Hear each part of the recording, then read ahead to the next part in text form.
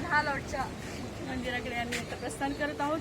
हा असा सुंदर समुद्र आहे जो सातत्याने आपल्या अस्तित्वाची जाणीव करून देत असतो.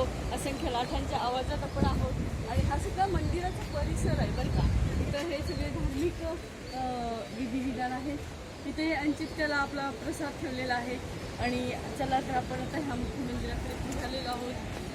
हे सुंदर मंदिर इतकं सुंदर आहे, याच्यासाठी आध्यात्मिक आपल्याला आतमध्ये चिरावं लागतं, त्याशिवाय हे आपण करू शकत नाही.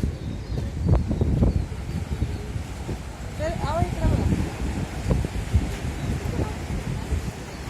अरे या मंदिराला जाण्यासाठी पायऱ्या असतात. एरवी आता भरती आहे म्हणून आम्हाला जाता येत नाही. भगवंतांना आपण इथूनच नमस्कार करूया. राधे राधे. श्री वरुणदेव महाराज की जय. जय श्री समुद्रदेव महाराज की जय. या वरती आपण पायऱ्या करू. इथून मध्ये तसा रस्ता आहे परंतु आता भरती असल्यामुळे जाता येत नाही आहे. तिकडेच मिळते.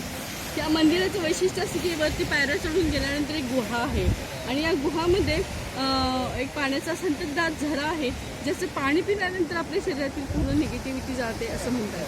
तर समुद्राच्या असंख्य लाटा ह्याच्यावर अधून ह्याची झीज होत आहे आणि ह्याचा विचार करून याच्यावर विचार करून जपान सरकारने आर्थिक मदत करून याच्यावरती काम केलेलं आहे 1900 साधारण मध्ये. आणि ह्यावरती मंदिरामध्ये ह्या बेटावरती, हे बेटच आहे, याच्यावरती 3 मंदिर आहेत जिथे तुम्हाला ती 3 शिखर दिसत आहेत.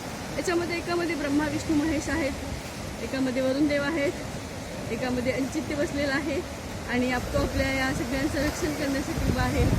इथलं राष्ट्रीय फुल इंडोनेशियाचं जास्वंद आहे जे तिथे तुम्हाला दिसत आहे आणि खूप असं सुंदर विहंगम दृश्य म्हणतो त्याला, ज्याची आंतरिक ओढ घेऊन मी या मंदिराकडे आले होते. तर ते जाता येत नाही, हिचं दुःख आहे, परंतु हेही नसे थोडं की मी त्या मंदिराला इथून नमस्कार करू शकते. राधे राधे.